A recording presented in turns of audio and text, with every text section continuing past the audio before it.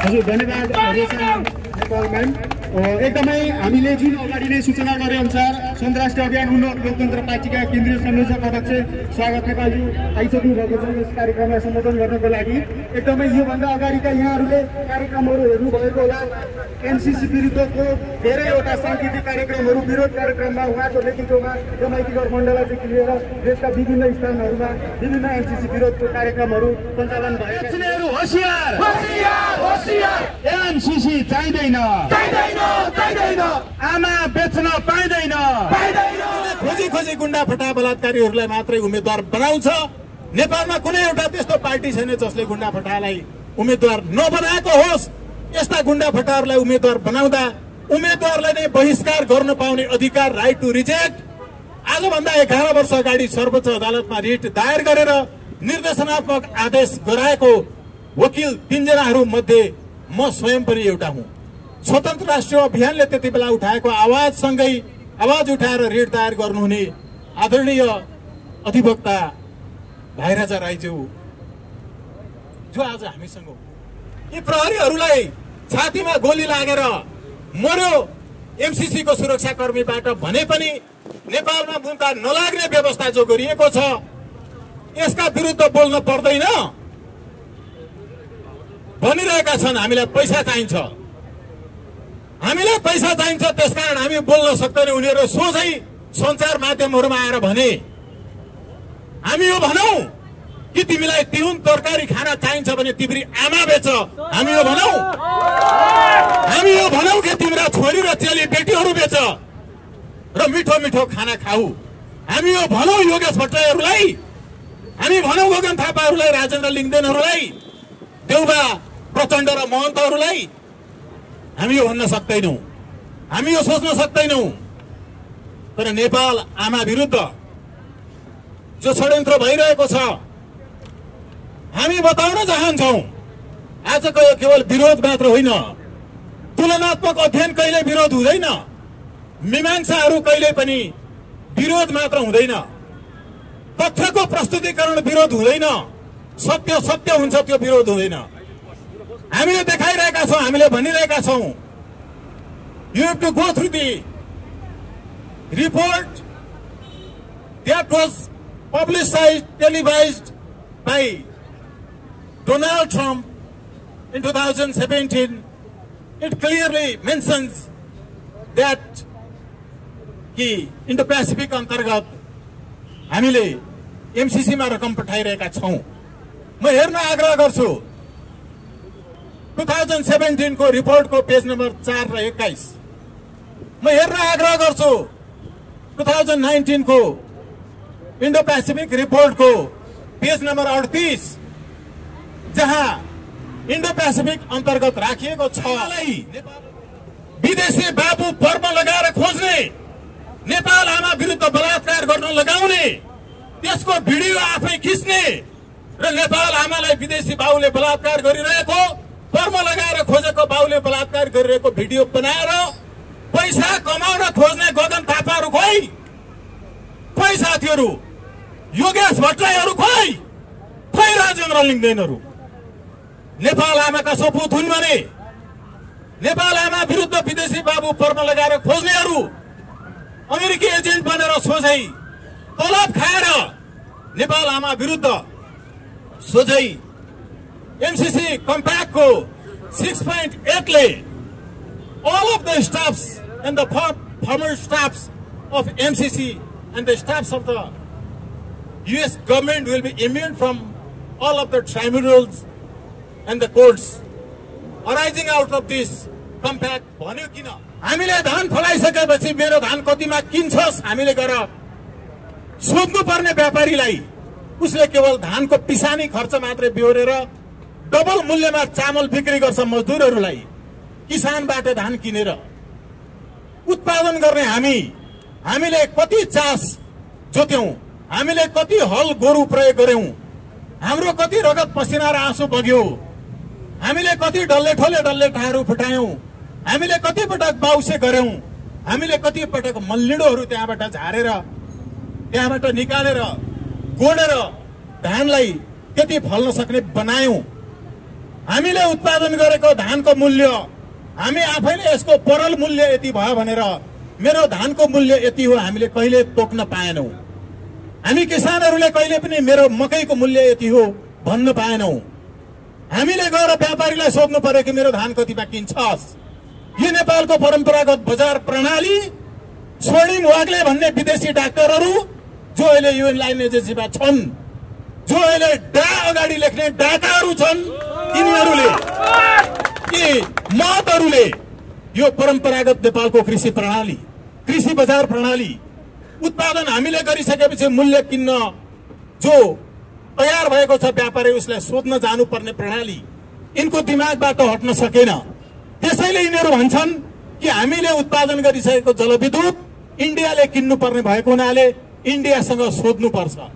यस्तो पुरानो विचार राखेर नयाँ युगका हामी युवाहरूलाई नेतृत्व गर्न सक्छन् यिनीहरूले? नयाँका नाममा आएकाहरू रविन्द्र मिश्रहरू खोइ एमसीसीको विरुद्धमा बोलेको खोइ उनीहरूले जो पुरातन विचार राखिरहेका छन्, जो युगीन दास युगकालीन मानसिकता बोकिरहेका छन्, उनीहरूले युवाहरूको नेतृत्व गर्न सक्छन्, नयाँ नेपालको नेतृत्व गर्न सक्छन्। राजनीतिलाई विकल्पको रूपमा प्रस्तुत गर्दा मात्रै वैकल्पिक राजनीति हुन्छ। वैकल्पिक राजनीति के हो? वैकल्पिक राजनीति त्यो हो जसले हामीसँग चुनावमा उठेर गएका मान्छेहरूले हामीसँग करार गरेर तपाईको भोट हामीलाई दिनुस्, हामी तपाईलाई यो काम गर्छौं भनेर घोषणा पत्रमा लेखेर दिए, हाम्रो भोट लिइसके तर गर्छु भनेको काम गरेनन्। उनीहरूसँग हाम्रो भोट फिर्ता माग्न पाउनुपर्छ, यो राइट टु रिकल हो। उनीहरूलाई पदबाट फिर्ता बोलाउन पाउनुपर्छ, यो राइट टु रिकल हो। राइट टु रिकल जोसँग छैन, सिद्धान्तमा, विचारमा, निष्ठामा, विश्वासमा उनीहरू वैकल्पिक हुन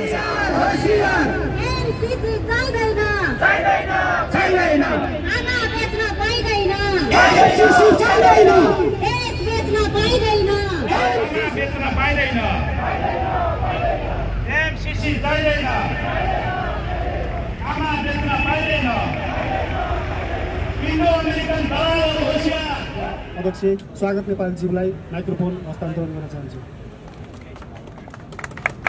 धन्यवाद दुर्गाजी। उपस्थित आदरणीय सम्पूर्ण दाजुभाइ तथा दिदीबहिनीहरू, अहिले भर्खरै यही बाटो भएर होली वाइनहरूको एउटा जुलुस गयो। अहिले भर्खरै एउटा होली वाइनहरूको जुलुस गयो यही बाटो भएर, जहाँ अनरास बिउ, जहाँ प्रहरी संघका विद्यार्थी र युवा साथीहरू थिए। साथीहरू, हामी यो बसिरहेको ठाउँ यी होली वाइनहरूवालाहरूले हिँडेको सफा गरेर पखालेर बढारेर बसौँ कि यत्तिकै बसौँ? हामीले यो बनाएका छौँ। हामीले होली वाइनहरूको जुलुस जो भर्खरै गयो र मुलुकलाई शुद्धिकरण गर्ने हामी अभियानमा छौँ। हामी कुरा कहाँबाट सुरु गरौँ? कहाँबाट कुरा सुरु गरौँ कि महाकाली बेच्ने, मेची बेच्ने एमाले तत्कालीन माले पार्टीको भातृ विद्यार्थी संगठन अनरास बिउका नेताहरूको विगतबाट सुरु गरौँ कि कहाँबाट सुरु गरौँ? नेपाल आमा बेच्ने साक्षी किनाराका सदर हुने नेवी संघका युवा भन्ने, तरुण दलका युवा भन्ने, तिनको कलंकित इतिहासबाट सुरु गरौँ कि कहाँबाट गरौँ? कुरा कहाँबाट सुरु गरौँ? साथीहरू, राप्रवि संघ भन्ने, राष्ट्रिय प्रजातन्त्र युवक संगठन भन्ने, नेपाल आमालाई बेच्ने, तिनको साक्षी बन्ने, तिनका तलुवा चाट्ने युवा विद्यार्थी संगठनको कुरा गरौँ कि कहाँबाट गरौँ? लाज लागिरहेको छ। अहिले भर्खर यहाँबाट मोटरसाइकलमा जाने होली वाइनको जुलुस देखेर यहाँ आएर म हेरिरहेको थिएँ। मिडियामा हिरो हुनेहरू, देश र जनताका लागि जे पनि गर्न तयार छु भन्नेहरू, ती सेलिब्रेटीहरूको अनुहार खोइ, गगन थापाहरूको अनुहार खोइ, यहाँ मैत्री गर्न खोइ। नेपाल आमालाई विदेशी बाबु पर्म लगाएर खोज्ने, नेपाल आमा विरुद्ध बलात्कार गर्न लगाउने, त्यसको भिडियो आफै खिच्ने र नेपाल आमालाई विदेशी बाबुले बलात्कार गरिरहेको, पर्म लगाएर खोजेको बाबुले बलात्कार गरिरहेको भिडियो बनाएर पैसा कमाउन खोज्ने गगन थापाहरू खोइ, खोइ साथीहरू, योगेश भट्टराईहरू खोइ, खोइ राजेन्द्र लिङ्गदेनहरू। नेपाल आमाका सपुत हुन् भने नेपाल आमा विरुद्ध विदेशी बाबु पर्न लगाएर खोज्नेहरू, अमेरिकी एजेन्ट बनेर सोझै तलब खाएर नेपाल आमा विरुद्ध सोझै एमसीसी कम्प्याक्टको 6.8 ले all of the staffs and the former staffs of MCC and the staffs of the US government will be immune from all of the tribunals and the courts arising out of this compact भन्यो किन? नेपालमा कुनै पनि मुद्दा अघि कृष्णजीले भन्दै हुनुहुन्थ्यो कि प्रहरीहरूलाई छातीमा गोली लागेर मर्यो एमसीसी को सुरक्षाकर्मीबाट भने पनि नेपालमा मुद्दा नलाग्ने व्यवस्था जो गरिएको छ यसका विरुद्ध बोल्न पर्दैन भनिरहेका छन्। हामीलाई पैसा चाहिन्छ, हामीलाई पैसा चाहिन्छ, त्यसकारण हामी बोल्न सक्दैनौँ। उनीहरू सोझै सञ्चार माध्यमहरुमा आएर भने हामी यो भनौ कि तिमीलाई तिहुन तरकारी खाना चाहिन्छ भने तिम्री आमा बेच, हामी यो भनौ, हामी यो भनौ कि तिम्रा छोरी र चेली बेटीहरू बेच र मिठो मिठो खाना खाऊ, हामी यो भनौ योगेश भट्टराईहरूलाई, हामी भनौ गगन थापाहरूलाई, राजेन्द्र लिङ्गदेनहरूलाई, देउबा प्रचण्ड र महन्तहरूलाई। हामी यो भन्न सक्दैनौँ, हामी यो सोच्न सक्दैनौँ। तर नेपाल आमा विरुद्ध जो षड्यन्त्र भइरहेको छ हामी बताउन चाहन्छौं। आजको यो केवल विरोध मात्र होइन, तुलनात्मक अध्ययन कहिले विरोध हुँदैन, मीमांसाहरू कहिले पनि विरोध मात्र हुँदैन, तथ्यको प्रस्तुतिकरण विरोध हुँदैन, सत्य सत्य हुन्छ, त्यो विरोध हुँदैन। हामीले देखाइरहेका छौं, हामीले भनिरहेका छौं। You have to go through the report that was publicized, televised by Donald Trump in 2017. It clearly mentions that कि Indo-Pacific अन्तर्गत हामीले एमसीसी मा रकम पठाइरहेका छौं। म हेर्न आग्रह गर्छु 2017 को रिपोर्ट को पेज नम्बर 4 र 21। म हेर्न आग्रह गर्छु 2019 को इंडो पैसिफिक रिपोर्ट को पेज नंबर 38 जहां इंडो पैसिफिक अंतर्गत राखिएको छ नेपाल र श्रृंखलालाई श्रीलंकालाई जो रिसेन्टली एडेड कन्ट्रीहरू हुन् भनेर भनिएको छ। बुझाउन चाहन्छु उनीहरूलाई, बुझ्दैनन् अंग्रेजी भाषा भने कि एमसीसी को 5A शेड्यूलले के भनेको छ। The report has to be submitted to the MCC in consent of the government of the India. किन भनियो कि इन्डियाको कन्सेन्टमा, इन्डियाको सम्मतिमा नेपालको रिपोर्ट एमसीसी लाई बुझाइनु पर्छ। उनीहरूले भने, मैले सुने एक दुईवटा कार्यक्रमहरुमा म पनि सँगै बसेको छु, यहाँहरूले हेर्नु भएको हुन सक्छ, अहिले पनि छन् युट्युबहरुमा।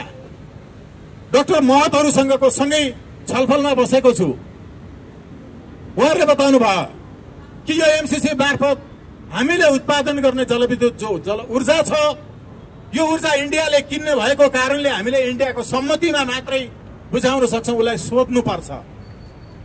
धान फलाउने हामी, कोदो मकै फलाउने हामी, हामीले धान फलाइसकेपछि मेरो धान कतिमा किन्छस् हामीले गएर सोध्नु पर्ने व्यापारीलाई। उसले केवल धानको पिसानी खर्च मात्रै बिहोरेर डबल मूल्यमा चामल बिक्री गर्छ मजदुरहरूलाई, किसानबाट धान किनेर। उत्पादन गर्ने हामी, हामीले कति चास जोत्यौं, हामीले कति हल गोरु प्रयोग गर्यौं, हाम्रो कति रगत पसिना र आँसु बग्यो, हामीले कति डल्ले ठोले डल्ले ठाहरू फुटायौं, हामीले कति पटक बाउसे गर्यौं, हामीले कति पटक मल्लिडोहरू त्यहाँबाट झारेर त्यहाँबाट निकालेर गोडेर धानलाई त्यति फल्न सक्ने बनायौं। हामीले उत्पादन गरेको धानको मूल्य, हामी आफैले यसको परल मूल्य यति भयो भनेर मेरो धानको मूल्य यति हो हामीले कहिले तोक्न पाएनौं। हामी किसानहरूले कहिले पनि मेरो मकैको मूल्य यति हो भन्न पाएनौं। हामीले गएर व्यापारीलाई सोध्नु पर्यो कि मेरो धान कतिमा किन्छस्।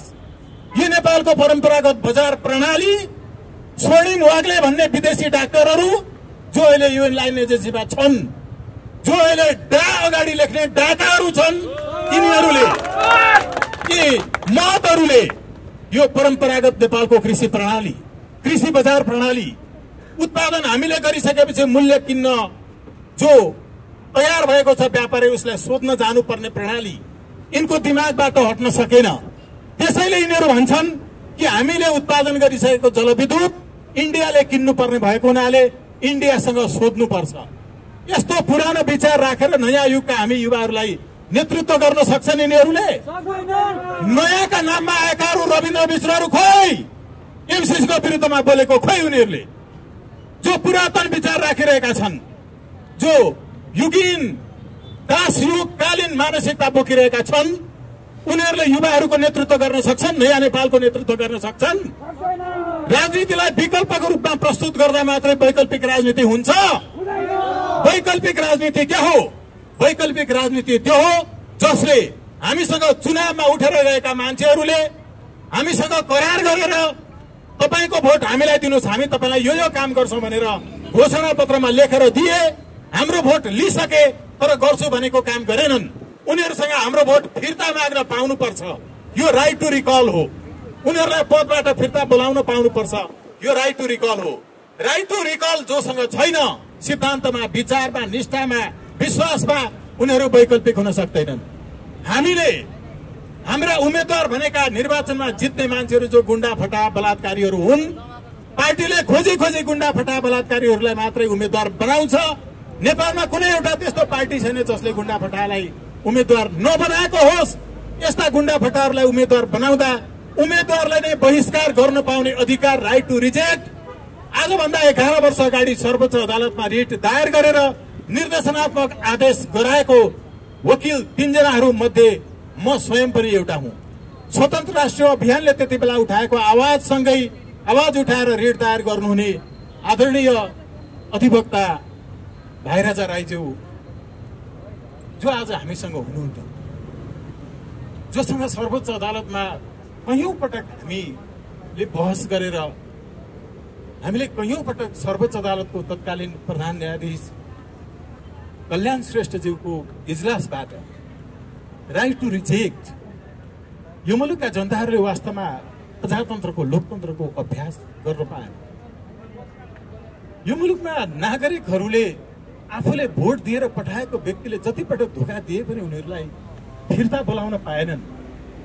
सर्वोच्च अदालतले हामीले 11 वर्ष अगाडि दायर गरेको रिटमा भाइराजा राईज्यू जो हुनुहुन्थ्यो, जसको भर्खरै निधन भयो, म भावपूर्ण रूपमा श्रद्धाञ्जली व्यक्त गर्न चाहन्छु। भाइराजा राईज्यूले जो सपना देख्नु भएको थियो, राइट टु रिजेक्टमा सर्वोच्च अदालतले जो निर्देशनात्मक आदेश जारी गर्यो, यो निर्देशनात्मक आदेश यतिकै जारी गरेको थिएन। संसारका 14 वटा देशहरूमा राइट टु रिजेक्ट लागू भएको छ। हामीले 11 वर्ष अगाडि सर्वोच्च अदालतलाई कन्भिन्स गर्यौं। उसले भन्यो कि साँच्चैको लोकतन्त्र नेपालमा छैन। लोकतन्त्र हुने हो भने जनतालाई यो काम गर्छु भनेर भोट दिने मान्छेहरूको भोट खेर जाने गरिकन जनतालाई दिएको वचन पूरा नगर्नेलाई भोट फिर्ता मागेर पदबाट निकाल्न पाउनुपर्छ। राइट टु रिकल हुनुपर्छ, राइट टु रिजेक्ट हुनुपर्छ।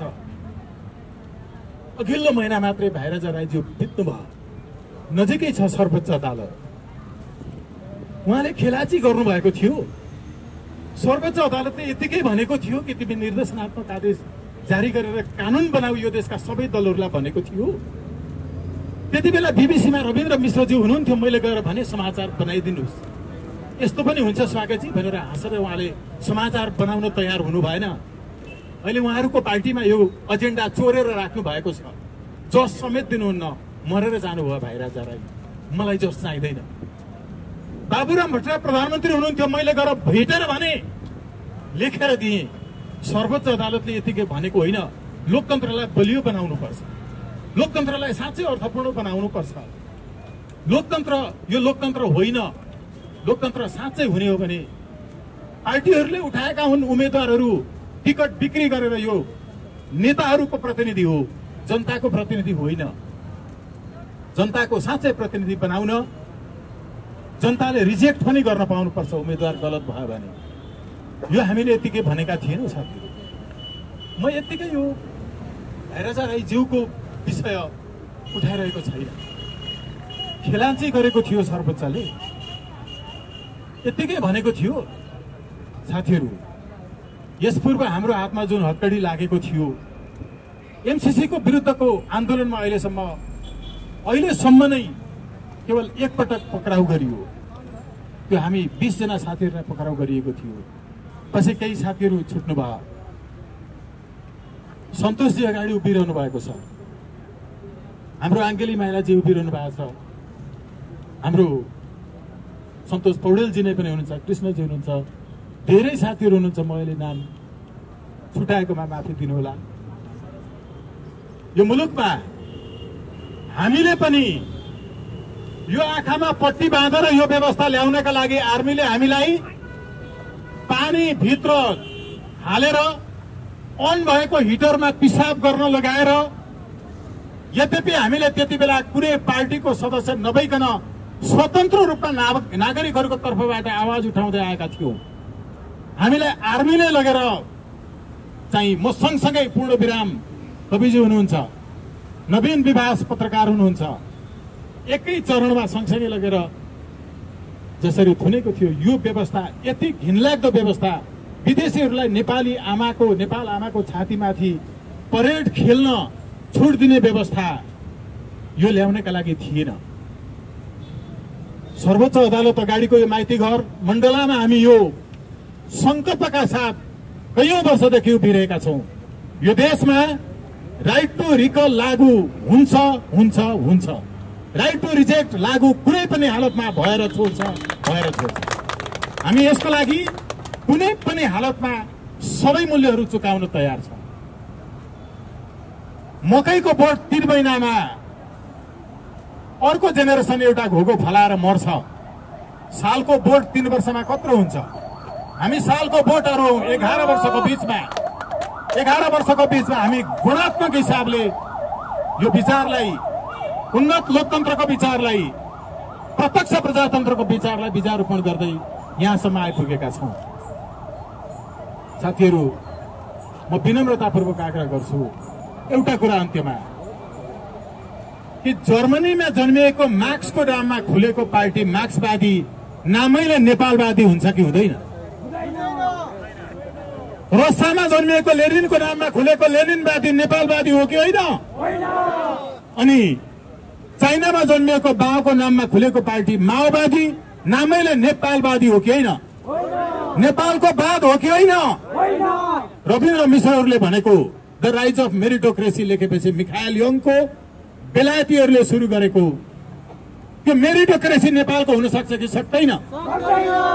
मेरिटोक्रेसी राष्ट्राध्यक्ष हुन जो राष्ट्राध्यक्ष छ उसैको जेठो छोरा भएपछि मात्रै मेरिट हुन्छ। यथास्थितिवादी हामीले विरोध गरेका होइनौं, हामीले तुलना गरेर तथ्य देखाएका हौं, हामीले सत्य पर्गेलेका हौं।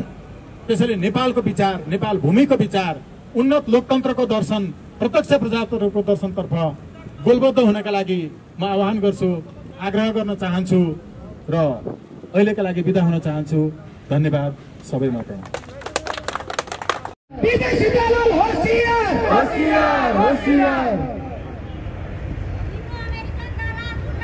मुर्दाबाद मुर्दाबाद मुर्दाबाद मुर्दाबाद, होशियार होशियार, आमा बेच्न पाइदैन, एमसीसी चाहिँदैन, एमसीसी चाहिँदैन, आमा बेच्न चाहिँदैन,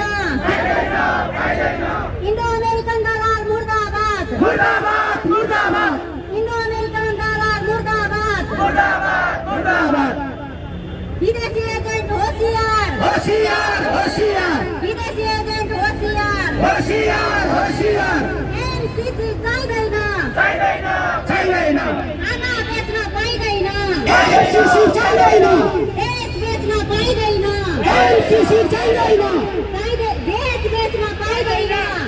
एमसीसी चाहिँदैन एमसीसी चाहिँदैन देश बेच्न पाइँदैन आमा बेच्न पाइँदैन एमसीसी चाहिँदैन बाट यसो छिरेर त्यो साइडबाट हेर्दा एउटा प्रहरी हवलदारले मलाई खुट्टामा कुट्नु भयो, बेग्लौरो हानिहाल्नुभयो। किन हान्नुभयो भनेर मैले भने यो त निषेधित क्षेत्र हो नि, यहाँ किन हिँड्नुभयो भन्नुभयो।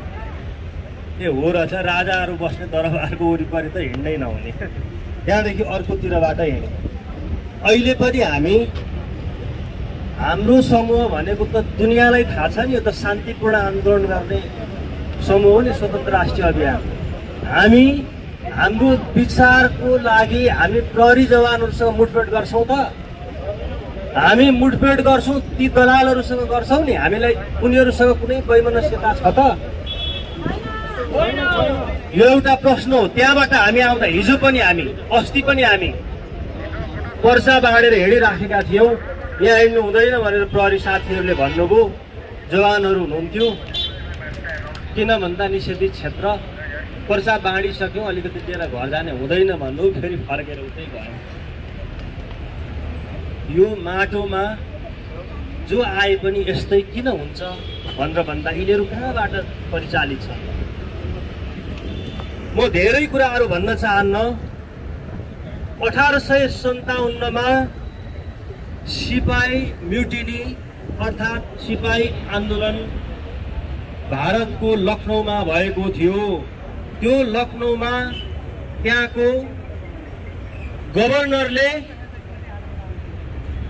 सञ्चालन गरिरहेको बेलामा एउटा सामान्य सिपाही मङ्गल पाण्डे भन्नेले अंग्रेज अफिसरलाई बन्दुकको गुच्छाले घाइते बनायो। तत्पश्चात उसलाई कोर्ट मार्शल गरियो। कोर्ट मार्शल गरिसकेपछि उसलाई फाँसीको सजाय दियो। देशभरि अंग्रेजको विरुद्धमा आन्दोलन भयो। आन्दोलनमा अंग्रेजहरू पराजित हुँदै जाने क्रममा जङ्गबहादुरले म पनि आउँछु भनेर सेन्ट लरेन्सलाई पत्र लेख्यो। उसले त आएर यतै मिल्न सक्छस्, यसलाई नबोला भनेपछि 1 महिना पछाडि फेरि उसको सहायक भाइसराले बोलाएपछि उनी 6000 सेना लिएर त्यहाँ पुगे। त्यहाँ पुगिसकेपछि अंग्रेजहरू पराजित भइसकेका थिए, परास्त भइसकेका थिए। जङ्गबहादुरको सेनाले त्यहाँ गएर लुटपाट गरिसकेपछि अंग्रेजहरूको सत्तालाई बचाइदियो। त्यो स्वरूप 4वटा जिल्ला दिएको। यदि जङ्गबहादुरले त्यति बेला त्यहाँका देशी सैनिकहरू भारतीयहरूलाई ठोक्नुको सट्टामा ती खैरीहरूलाई ठोकेको भए आज ती खैरीहरू एसियाबाट भाग्ने थिए, नेपाल बृहत्तर नेपालको रूपमा आउने थियो। यो 4वटा जिल्ला मात्रै आउने थिएन साथीहो। त्यसै कारणले कार्ल मार्क्सले, यिनीहरूले त मार्क्सलाई, लेनिनलाई, माओलाई, गान्धीलाई महान मान्छन्। यिनीहरूको त महान, यिनीहरू पण्डित हुन्। यिनीहरूलाई के भन्छन्? मार्क्सले के भनेको छ भने बेलायती कुकुर जङ्गबहादुर हो भनेर भनेको त्यसै होइन। 170 वर्ष अगाडि जङ्गबहादुर प्रभुहरूको पहिलो एजेन्ट बनेको थियो। त्यो एजेन्ट बन्ने क्रममा आज शेरबहादुर देउबा र खड्गप्रसाद ओलीसम्म बनेको कारणले तपाईँ हामी जति मिले पनि, तल जति मिले पनि माथि भाग मिल्दैन। त्यसकारणले यहाँहरूलाई हामी प्रष्ट रूपमा यहाँहरूलाई हामी बताउँछौँ। यो एमसीसी को बारेमा तपाईँहरूले बुझिसक्नु भएको छ, हाम्रो मुभमेन्टको विषयमा बुझिसक्नु भएको छ, हाम्रा मागहरू तपाईँहरूले बुझिसक्नु भएको छ।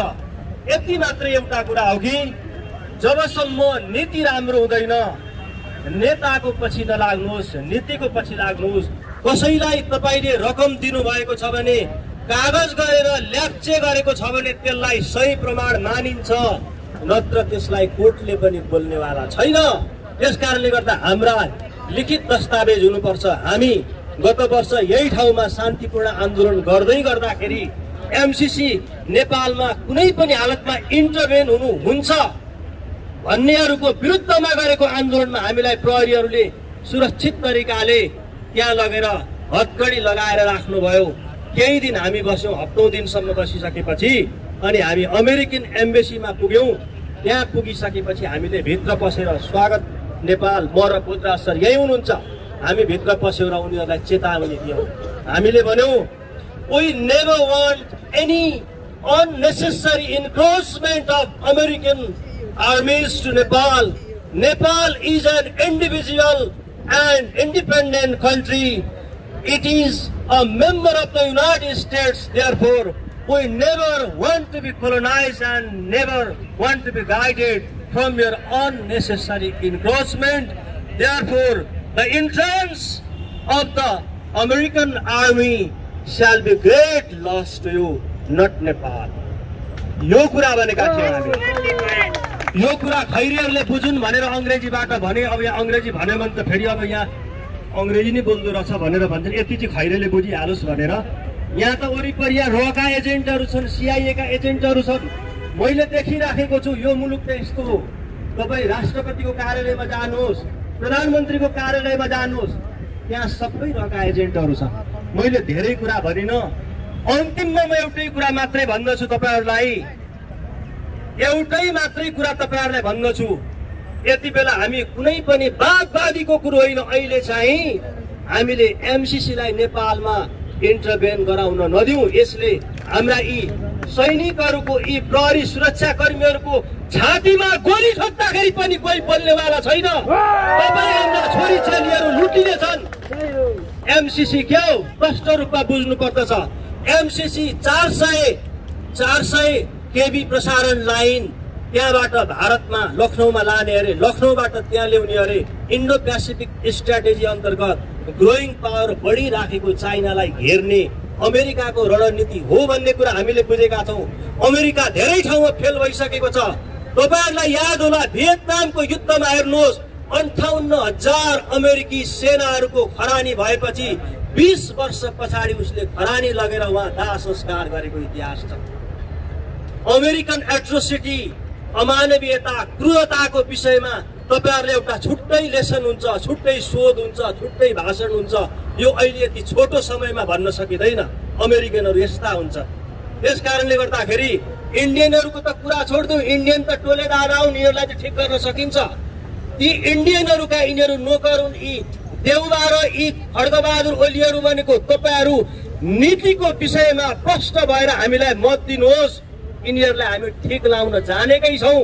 एउटै मात्रै अहिलेको उपाय छ, त्यो शान्तिपूर्ण आन्दोलनबाट अहिलेको विकृत संसदीय व्यवस्था, संसदीय प्रणाली हामीले किन भनेका छौँ भने यी सांसदहरू मन्त्री बन्न पाउने व्यवस्था यहाँ भएपछि जति पनि भ्रष्टाचार गर्छन्, जनताको भोट ल्याउनु पर्दैन। युवराज जस्ता व्यक्तिहरू सधैँ सधैँ मन्त्री हुन्छन्, सधैँ गभर्नर हुन्छन्, सधैँ अहिले त राजदूत बनाएर पठाइएको छ। पानी ट्याङ्कीमा पैसा लुकाउने मान्छेको सन्धि सधैँ 9 पटकसम्म प्रमुख बनेर जान्छ। यहाँ आज DIG AIG का पदहरू यहाँ किनिन्छन्। यहाँ ती सबै कुराहरूको फेयरिस त केही नबनौ। यहाँ तपाईहरुले प्रष्ट रूपमा बुझ्नु भएको छ। यी सबै कुराहरू भनिराख्नु आवश्यकता छैन। त्यसकारणले व्यवस्था परिवर्तन गर्नको लागि आज हामीले बलिदानी दिनुपर्छ। त्यस्तो बलिदानी होइन, फरक प्रकारको बलिदानी हो। म धेरै कुरा भन्दिनँ। स्वागत सर आइसकेपछि उहाँले नि प्रश्न बुझाउनुहुन्छ। यो देशले एउटा यस्तो व्यक्ति मागेको छ। तपाईहरु याद गर्नुहोस्, स्वागतजीलाई हामीले गाइडिङ गरेका छौँ। उहाँका विचारहरू ठिक छन् कि छैन हामीले रातभरि बसेर हामीले हेरेका छौँ। हामीले विधान बनाएका छौँ, हरेक कानुनहरू बनाएका छौँ, नीति नियमहरू बनाएका छौँ। कमसेकम तपाईहरु पढिदिनुहोस् एकपल्ट। तपाईहरुलाई इच्छा लाग्यो ठिक छ भने हामीलाई ताली बजाइदिनुहोस् हाम्रो पक्षमा आएर, ठिक छैन भने करेक्सन गरिदिनुहोस्। हामीले एउटा कुरो जाँदैमा एउटै मात्रै उदाहरण भन्छु। यहाँ धेरै कुराहरू कति छन्। एउटा सिपाहीको तलब र एउटा IGP को तलब किन फरक हुन्छ? 18,000 एउटा सिपाहीले खान्छ भने 70,000 एउटा IGP ले किन खाने? एउटा ग्यासको सिलिन्डरको 1350 हवलदारले तिर्छ भने IGP ले पनि 1350 तिर्छ भने किन विभेद हुन्छ? यहाँबाट हामीले प्रश्न गरेका छौँ। हो, प्रश्न गर्नु होला शिक्षाको कदर भएन भनेर। अन्य सेवा सुविधा भत्ता अन्य कुराहरू त IGP लाई छँदैछ। सम्मान स्वरूप 100 रुपियाँ बढी हामीले दिन सक्छौँ। यसो गर्यो भने शिक्षा र स्वास्थ्य राष्ट्रको जिम्मा आउनुपर्छ, राष्ट्रले दिनुपर्छ। आज भुटानमा 14,000 मेगावाट बत्ती छ, 68% मान्छेहरूले भ्याक्सिन लगाइसकेका छन्। नेपालमा 3% मान्छेले पनि भ्याक्सिन लगाउन पाएको छैन भने 31 वर्षमा यी प्रजातन्त्रीय गणतन्त्रहरूले यो देश यही गरेको हामीलाई एक प्रकारको कारागारमा राखेर सधैँ यसै गरेर झुलाइराख्ने। यो डेमोक्रेसी आउँदा प्रजातन्त्र आउँदा म 14-15 वर्षको म त्यति बेला पनि आन्दोलनमा थिएँ, अहिले पनि सडकमै छु। मैले धेरै कुरा भन्न चाहिनँ, यो माइक दिइहाले, धेरै कुराहरू छन्। देशले रगत मागे बलि चढाऊ मलाई भन्ने अब गीतमा होइन, देशले रगत मागेको छ। हाम्रा मुलुकमा गोविन्द गौतमहरू मारिन्छन्, निर्मलाका हत्याराहरू छैन, पत्ता लाग्दैनन्। हिजो मात्रै तुइन चुडिएर एसएसबीले तुइन काटेर एउटा व्यक्ति नेपाली नागरिक महाकाली नदीमा गयो। अब यो कसैलाई सोध्ने हिम्मत छैन मालिकहरूलाई। म गृहमन्त्री हुन्थे भने म बोर्डरमा भएका एसएसबीलाई सिधै गोली ठोक्ने अर्डर दिन्थे, तर म अहिले केही पनि भन्दिनँ। त्यो कुरो बुझ्नुहोस् तपाईँ। धन्यवाद।